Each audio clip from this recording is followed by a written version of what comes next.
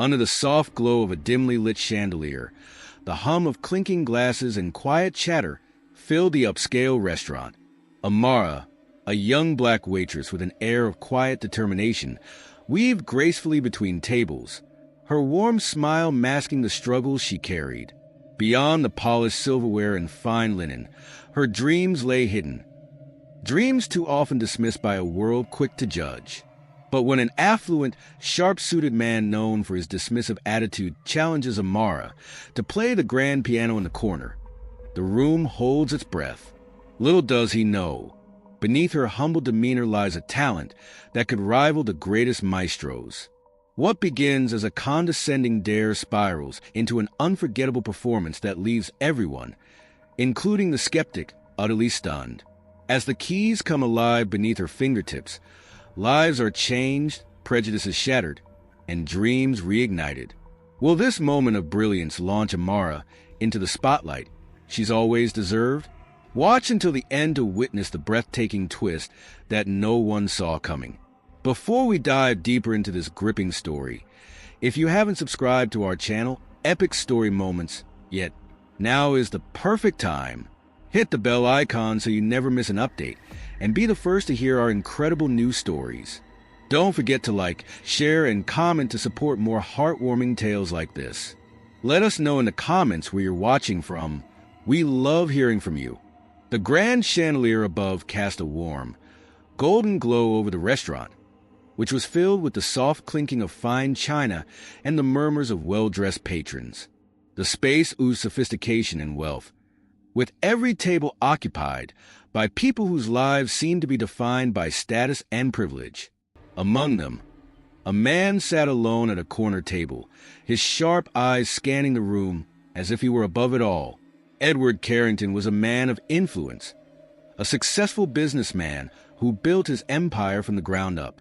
He prided himself on his ability to recognize value, to spot opportunity, and above all, to understand the social hierarchy that governed the world. But as his gaze drifted toward the serving staff, something caught his attention, something that caused a ripple of curiosity to disrupt his otherwise self-assured demeanor. It was a young woman, no older than her early 20s, moving gracefully through the crowd, effortlessly balancing trays of food and drinks. Her name was Amara, and though she had worked at the prestigious restaurant for over a year, she had never been a fixture in Edward's world. She was a black woman with smooth, caramel skin that caught the light as she walked, and her hair was pulled back into a neat bun, framing her delicate face. There was something about the way she carried herself, an inner strength hidden beneath the surface. Her movements, though quick and purposeful, spoke of someone accustomed to working hard. Yet there was a hint of something more in her eyes, something that made Edward look at her longer than he intended. Edward had spent his life surrounded by people who had wealth, power, and connections. To him, talent wasn't something that belonged to people like Amara.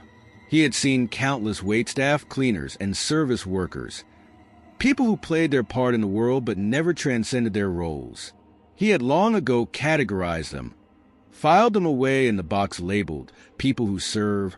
Talent, he believed, was reserved for those who had the right connections or the right birthright. The poor, the working class, they didn't have real skills, not the kind that made a difference in his world. But there was something about Amara that piqued his curiosity.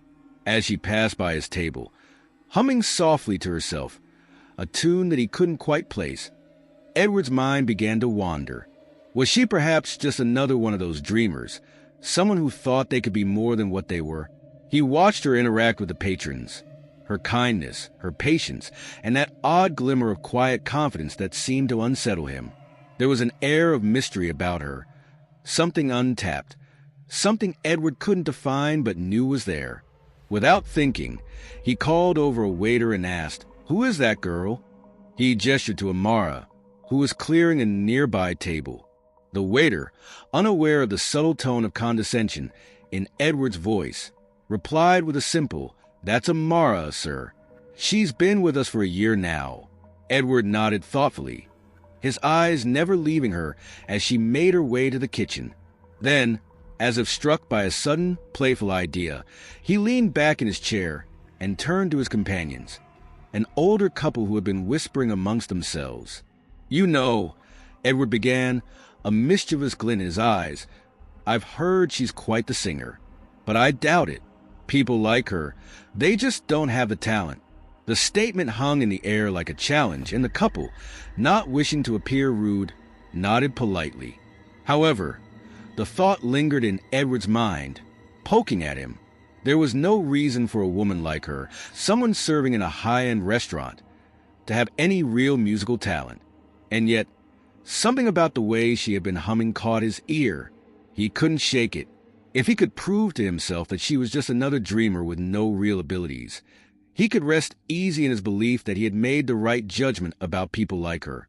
As if to prove this to himself once and for all, Edward stood up, his tall frame cutting a commanding figure amidst a fine dining crowd. He moved toward Amara as she was about to clear another table. "Excuse me, miss," he said, his tone casual but tinged with the unmistakable arrogance that came with years of social dominance. "I've heard you have a talent for music. Why don't you come over here and play a little something for us? I'm sure the room would love to hear you." Amara looked up at him, surprised by the challenge. Her heart skipped a beat. She had been a musician since she was young, playing the piano at her grandmother's house, teaching herself to play melodies when she couldn't afford lessons. She hadn't played for anyone in years, at least not in front of a crowd. But here in front of Edward, her blood ran cold. Edward saw her hesitation and smiled inwardly, pleased with himself. "What's the matter?" he continued, his voice dripping with condescension. "Are you afraid your skills might not be up to par for the likes of us?" He gestured to the patrons around him, who now glanced over with interest. He knew he had put her in a difficult position, and he was certain she wouldn't dare to embarrass herself in front of such an esteemed crowd. Amara stood frozen for a moment, her mind racing.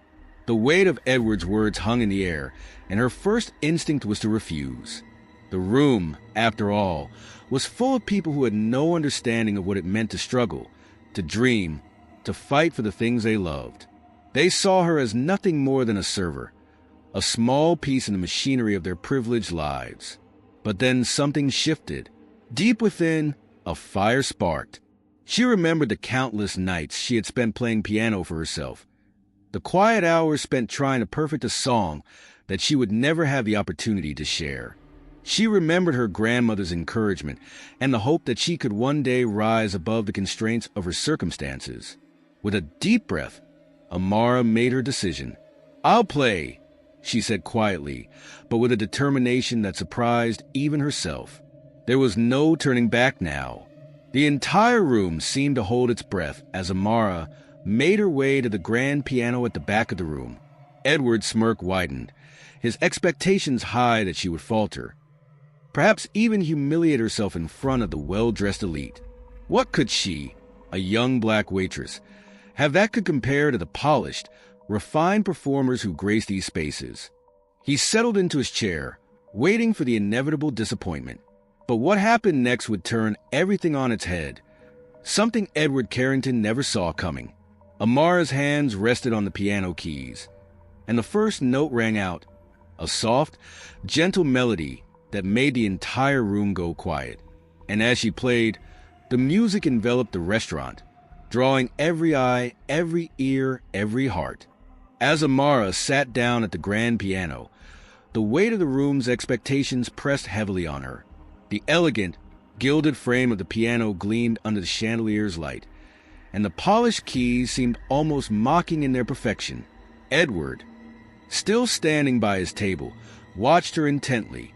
His arms were crossed over his chest, a smug smile still playing at the corners of his lips.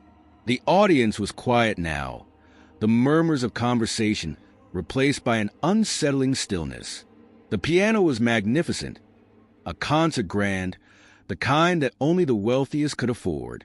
Its keys shimmered under the spotlight, as if daring Amara to prove herself worthy of such an instrument. She had played on much simpler pianos, worn-out ones with sticky keys and broken strings. She had learned to make do with what she had. But this was different. This was a stage, an arena, and the eyes of every person in the room were fixed on her.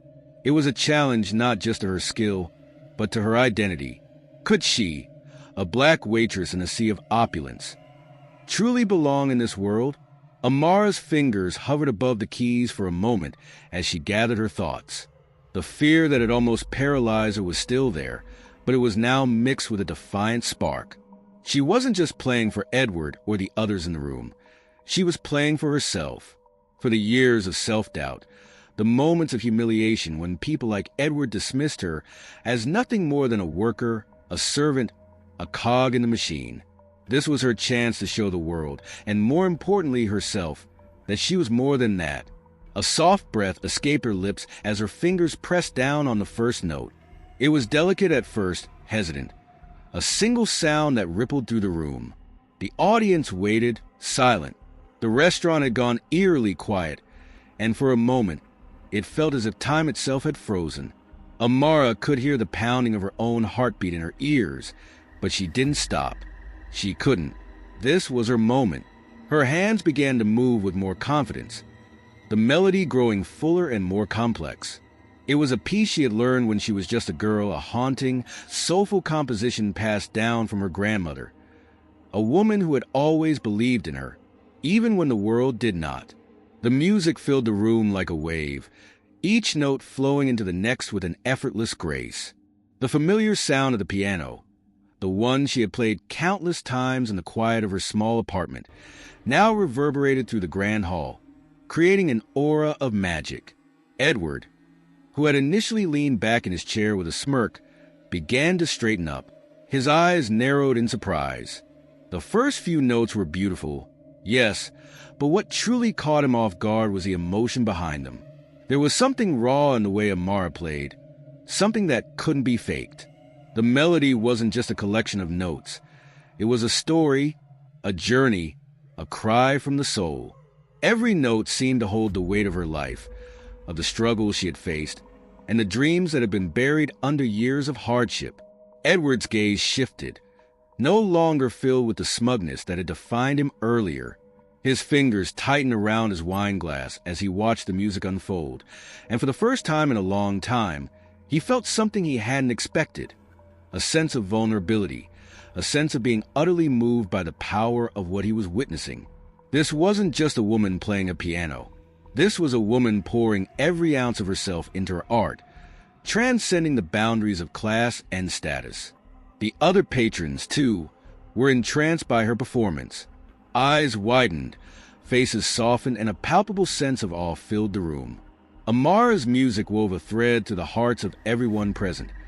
And suddenly, the lavish surroundings didn't matter. The gold-plated decor, the fine linens, the expensive wines, all of it faded away as the audience was drawn into the raw, undeniable power of her talent. The music was alive, as if it had taken on a life of its own, and it refused to be ignored.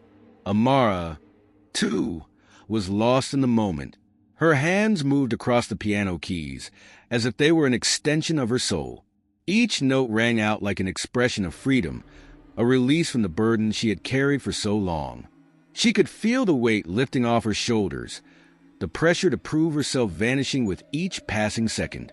For the first time, she was free to be who she was, to share her gift with the world without apology. The years of silence, of being overlooked, of being told she wasn't enough. Those days felt distant now. In this moment, she was not a waitress, not a servant, not a woman bound by the expectations of others.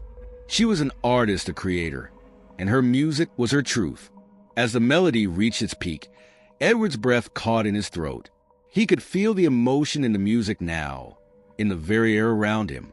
He had been wrong, utterly, completely wrong. Amara wasn't just a girl from the margins of society. She was a force to be reckoned with. Her talent was not some small, fleeting gift. It was something profound, something that could change the way people saw the world. Edward's eyes shifted, his chest tightening as he looked around at the other guests. Some had tears in their eyes. Others were simply stunned into silence. But all of them shared the same feeling, a sense of being in the presence of something extraordinary. There was no denying it now. Amara's talent had broken through the walls of privilege and prejudice.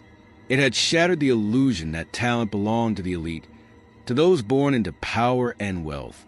The final notes of the song rang out, lingering in the air long after Amara's hands had left the keys. The room held its breath. Then, as if on cue, the applause erupted. It was loud, powerful, and unrelenting. The sound seemed to shake the very foundation of the restaurant, echoing off the walls as every patron rose to their feet in admiration. Amara's chest heaved as she stood up from the piano bench, her fingers trembling from the intensity of the performance. For a moment, she couldn't quite process what had just happened. She had done it.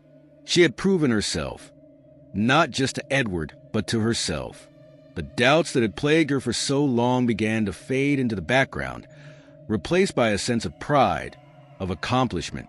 But Edward stood frozen for a moment, as though unsure of how to react. The smugness was gone from his face, replaced by something else, something vulnerable, something he had not allowed himself to feel in years. For the first time in his life, he was in the presence of greatness, and he was humbled by it. The applause continued, but Edward was no longer focused on the crowd. His eyes were fixed on Amara, and in that moment, he knew that nothing would ever be the same again. As the thunderous applause slowly faded, Amara stood motionless by the piano, her chest still rising and falling with the intensity of the moment. The weight of what had just happened began to settle on her. She had bared her soul through the music, and for the first time in her life, she felt seen. Not as a waitress, not as someone who served others, but as an artist, a person of worth. The room was buzzing with energy, the air thick with admiration and awe. Patrons whispered among themselves, their conversations laced with phrases like incredible talent and unbelievable. Some still clapped, unable to contain their enthusiasm. Others simply stared, their expressions a mix of amazement and respect. Amara felt the sting of tears welling up in her eyes, but she held them back, determined to stand tall. Edward, however, remained rooted in place. The man who had moments ago radiated arrogance and condescension now seemed smaller, almost insignificant, in the wake of Amara's performance. His carefully curated facade of superiority had crumbled, replaced by something raw and unguarded. He slowly approached the piano, his steps hesitant and uncertain. When he finally stood before Amara, their eyes met. For the first time, there was no hint of smugness or derision in his gaze. Instead, there was something else, something closer to awe. Edward opened his mouth to speak, but no words came out. He looked down at his hands, as though searching for the right gesture, the right way to convey what he was feeling. That was astonishing, he finally managed, his voice barely above a whisper. The words hung in the air, simple yet profound. Amara didn't reply. She simply nodded, her face calm and unreadable. She wasn't playing for Edward's approval. She had never been. His validation, while unexpected, was not her goal. But even so, there was a quiet satisfaction in seeing him humbled. Edward cleared his throat, clearly struggling to find his footing in this unfamiliar territory. "I was wrong about you," he admitted, his voice louder now, carrying the weight of sincerity. He paused, glancing around the room, where dozens of eyes were fixed on him. "I underestimated you, and for that, I owe you an apology." The room seemed to hold its breath. Edward's words, so out of character for the man many knew as brash and self-assured, carried an undeniable gravity. The tension that had filled the restaurant earlier was now replaced by something softer, something more human. Amara tilted her head slightly, studying him. She could see the effort it took for him to say those words, the vulnerability in admitting his mistake. It wasn't just an apology. It was an acknowledgement of her worth, something she had fought so hard to prove not just tonight, but throughout her life. "I wasn't playing for you," she said finally, her voice steady and clear. "I was playing for me." The simplicity of her statement struck Edward like a physical blow. He nodded slowly, his expression one of respect. "And you should," he said. "You have a gift, Amara. A rare, extraordinary gift. I see that now." Before she could respond, a voice from the back of the room called out, "Encore!" It was followed by another, and then another, until the entire room erupted in chants, their voices united in a demand for more. Amara glanced around, her eyes widening slightly. She had expected applause, perhaps even some kind words, but this was beyond anything she had imagined. Edward raised a hand, signaling the crowd to calm down. When they finally quieted, he turned back to Amara. "They're right," he said softly. "You owe it to yourself to share your talent. Not just here, but with the world." Amara hesitated. The thought of playing again, of stepping into the spotlight once more, was both exhilarating and terrifying. But as she looked out at the sea of faces that had once dismissed her, faces that now looked at her with admiration and respect, she realized she wanted this. Not for them, but for herself. This was her moment, and she was ready to seize it. She sat back down at the piano, her fingers grazing the keys. This time, there was no hesitation, no fear. The melody that poured out was different from before. Lighter, freer, a celebration of everything she had achieved. The room erupted in applause once again, but Amara barely heard it. She was lost in the music, in the joy of doing what she loved without restraint. When she finally finished, the applause was deafening. People rose to their feet, cheering and clapping with an enthusiasm that shook the walls. Amara stood, her heart full, and gave a small bow. This time, she allowed herself to smile, a real, genuine smile that reached her eyes. She had done it. She had proven to herself that she was enough. As the crowd began to settle, Edward approached her once more. He extended a hand, his expression earnest. "Amara," he said, "I have a proposal for you." She raised an eyebrow, intrigued but cautious. "A proposal?" "Yes," he said. "I run a foundation that supports emerging artists, musicians, painters, writers, you name it. We provide funding, mentorship, and opportunities to showcase their work on the global stage. I would be honored if you would allow me to sponsor you." Amara stared at him, stunned. Of all the things she had imagined might come from tonight, this was not one of them. "You're serious?" she asked, her voice tinged with disbelief. "Completely," Edward said. "Your talent deserves to be seen, Amara. Not just here, but everywhere. I want to help make that happen." For a moment, she considered his offer. She thought about the struggles she had faced, the barriers she had overcome, and the dreams she had almost given up on. This could be her chance. Not just to fulfill her own potential, but to inspire others like her, to show them that anything was possible. "I'll think about it," she said finally, a small smile playing on her lips. Edward nodded, understanding. "Take all the time you need." As the evening drew to a close, Amara left the restaurant with her head held high. The night air was crisp and cool, and she breathed it in deeply, feeling a sense of freedom she hadn't known in years. She didn't know what the future held, but for the first time, she felt ready to face it. Her music had always been her sanctuary, her escape. Now, it was something more. It was her voice, her power, her legacy. And as she walked down the street, the echoes of applause still ringing in her ears, she knew one thing for certain. This was only the beginning. Amara strolled home under the canopy of a starlit sky, her heart still pounding from the whirlwind of emotions. The cool evening air carried a sense of renewal, as though the universe itself had shifted to mirror her own transformation. She clutched the card Edward had handed her, a sleek, embossed invitation to join his foundation, and wondered at the unexpected turn her life had taken. She thought about the crowd's applause, the look of awe on Edward's face, and the countless voices chanting for more. For so long, Amara had believed her music was meant to be a private solace, a language only her heart could understand. But tonight, she had discovered it was so much more. Her music had the power to bridge divides, to challenge assumptions, and to leave people forever changed. As she reached her small apartment, Amara paused before unlocking the door. The silence of the night seemed to beckon her, urging her to sit for a moment and reflect. She sank onto the stoop, the weight of the day's events finally catching up to her. Her mind replayed Edward's words.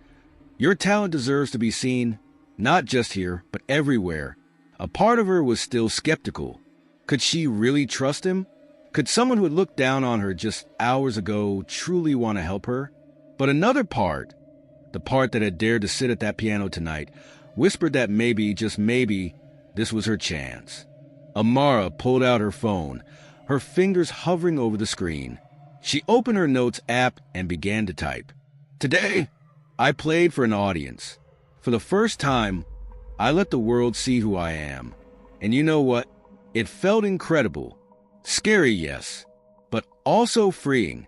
For years, I let fear hold me back.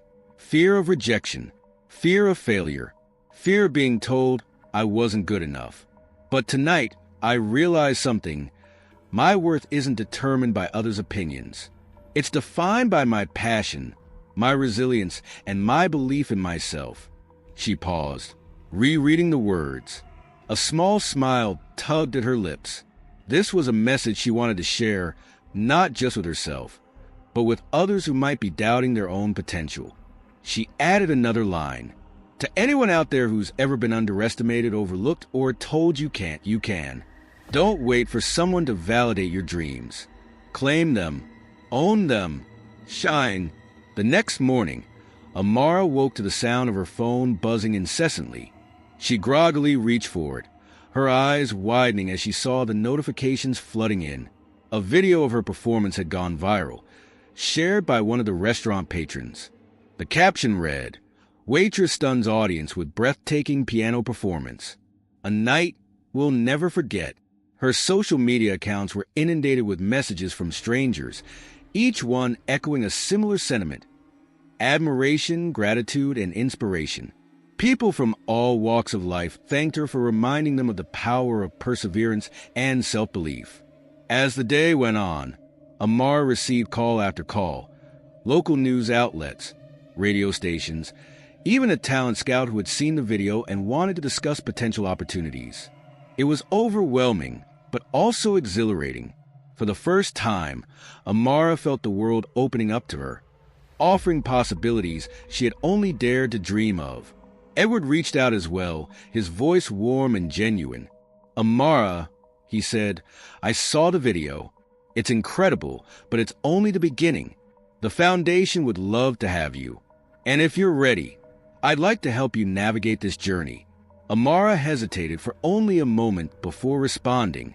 Thank you, Edward. I'll consider it, but I want you to know this journey is mine. I'll take the help, but I'll set the course. Edward chuckled softly. That's exactly why I believe in you. That evening, Amara sat down at her piano, her fingers lightly grazing the keys. She recorded a video, speaking directly to her growing audience. Hi, everyone, she began, her voice steady but filled with emotion. I want to thank each and every one of you for your support and kind words. This has been a whirlwind, and I'm still processing it all. But I want to share something with you. This piano, this music, it's not just my story. It's a reminder that we all have something special to offer. Don't let anyone tell you otherwise. She smiled, a genuine, radiant smile that reflected her newfound confidence. And if you enjoyed this journey so far, I'd love for you to stick around. There's so much more to come.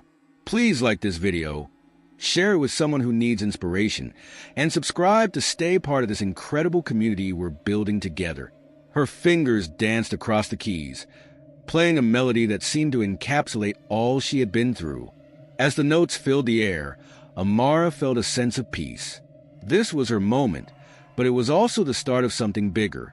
Months later, Amara stood on a grand stage, the spotlight illuminating her as she prepared to perform for a sold-out crowd. The journey had been anything but easy, but every challenge, every moment of doubt had led her here. She glanced at the audience, her heart swelling as she spotted familiar faces. Her co-workers from the diner, the the restaurant patrons who had cheered for her, and even Edward, who now seemed more like a mentor than a critic. As she began to play, the music flowed effortlessly, a testament to her resilience and growth.